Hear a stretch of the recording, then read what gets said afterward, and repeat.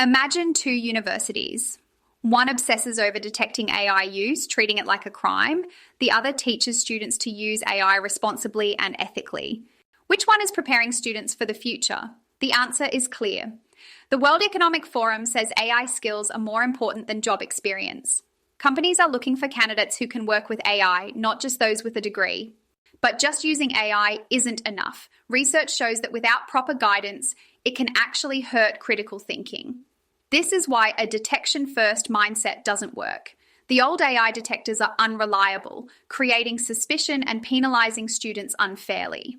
The real solution is transparency. We need to shift from asking, was this written by AI, to what did the student learn?